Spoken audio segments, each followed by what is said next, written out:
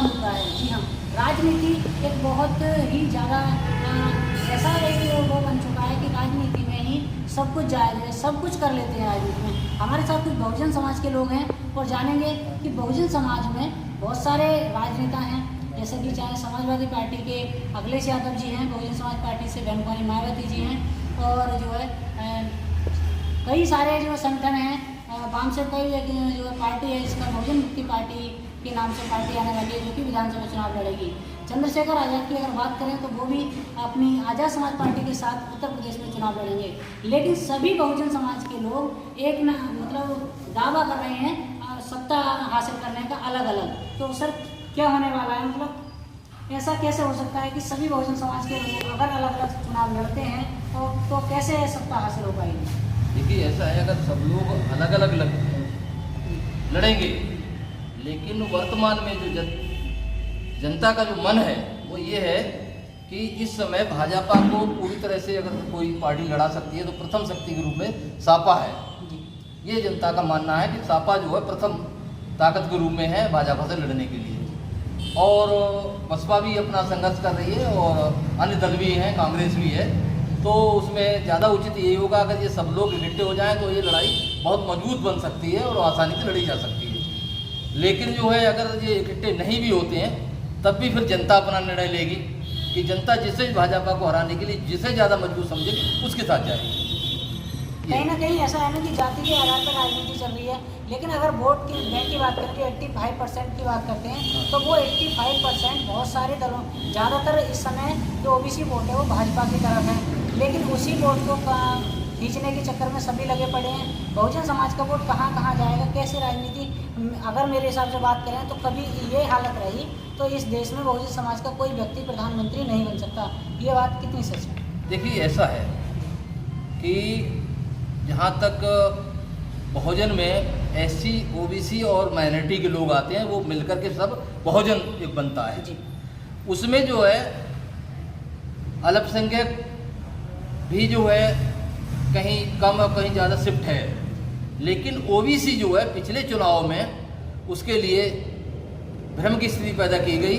केशव प्रसाद मौर्य को भाजपा का प्रदेश अध्यक्ष बनाया गया और मुख्यमंत्री बनाने का सपना दिखाया गया ओबीसी के लिए, और सारा ओबीसी जो है उस सपने को पूरा करने के लिए सारे ओबीसी ने इस समय जो है लगभग 90% लोगों ने जो है भाजपा को वोट किया। लेकिन जब जो है सत्ता में जब भाजपा आ गई तब जो है उसे नीच जाति का समझ करके और जो है उसे जो है केशव प्रसाद मौर्य को मुख्यमंत्री नहीं बनाया गया, उसकी जगह पर जा करके केंद्र से योगी आदित्यनाथ को ला करके जो सवर्ण बिरादरी का उसे जो है मुख्यमंत्री बनाया गया। लेकिन अब ओबीसी समाज जो पूरी तरह जाग चुका है, उस जो है जो हमारे छल किया गया है, जो हमारे भ्रम किया गया, पैदा किया गया था और हमें छला गया है, अब उसका बदला लिया जाएगा। और इस बार पूरी अधिकांश ओबीसी जो है समाज वो जो है भाजपा के विरोध में सपा के साथ जाएगा या अन्य किसी दल के साथ जाएगा। जैसे बहुजन समाज के लोग बात तो बाबा साहब की बुद्ध की करते हैं, लेकिन अगर बाबा साहब की बात करें तो बाबा साहब ने 3 नारे दिए थे कि शिक्षित बनो, संगठित रहो, संघर्ष करो। लेकिन शिक्षित भी हैं लेकिन संगठित क्यों नहीं हो पा रहे हैं? अलग अलग दलों में अलग अलग राजनीतिक और गैर राजनीतिक दल बनाने पड़े हैं।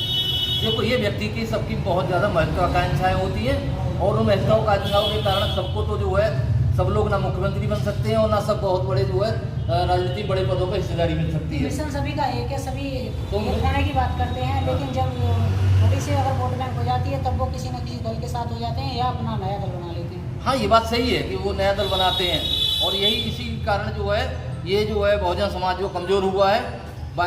और जो है और ये बहुजन समाज में तो ये कह रहा हूँ कि लंबे समय से ये भटक गया है। मान्यवर काशीराम और बाबा साहब के मिशन जो था उससे भटक गया है और जो है उसके कारण नुकसान भी हुआ है बहुत ज़्यादा।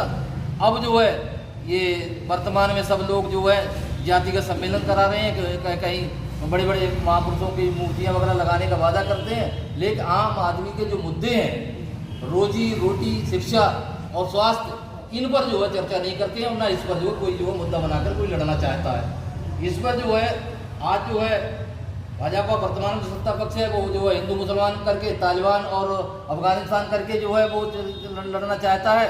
और अब तक वो कहता था पाकिस्तान चले जाओ, अब कल से कहने लगा कि अफगानिस्तान चले जाओ, अगर तुम्हें पसंद नहीं तो महंगाई कमर तोड़ है। और आसमान पे है, और जो है आम आदमी की कमर टूटी हुई है महंगाई के कारण, और बेरोजगारी जो है इन्होंने जो है 2 करोड़ लोगों को जो रोजगार देने का वायदा किया वो बिल्कुल जो है शून्य साबित हुआ है। और उसमें तो ये कहा जाए तो शून्य नंबर दिया जाएगा, क्योंकि लोगों को 2 करोड़ रोजगार दिया नहीं गया, बल्कि 10 करोड़ से ज़्यादा लोगों का रोजगार चला गया इस समय में। इसलिए ये इस मुद्दे पर, रोजगार के मुद्दे पर, ये वर्तमान सरकार, केंद्र सरकार भी और राज्य सरकार भी, डबल इंजन की जो सरकार चल रही है, ये पूरी तरह फेल है। जी, जैसे कि एक नारा दिया था केंद्र सरकार ने, बेटी बचाओ बेटी पढ़ाओ का, तो क्या वो सच हो पाया?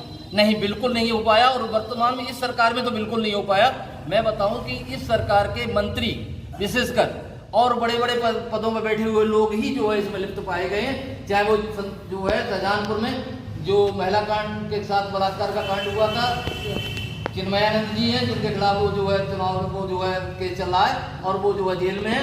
और जो है उन्नाव में जो केस हुआ था, वहाँ का विधायक कुलदीप सेंगर जो है वो भी हो गया था। कठुआ में जो कांड हुआ था उसमें वो हुआ था।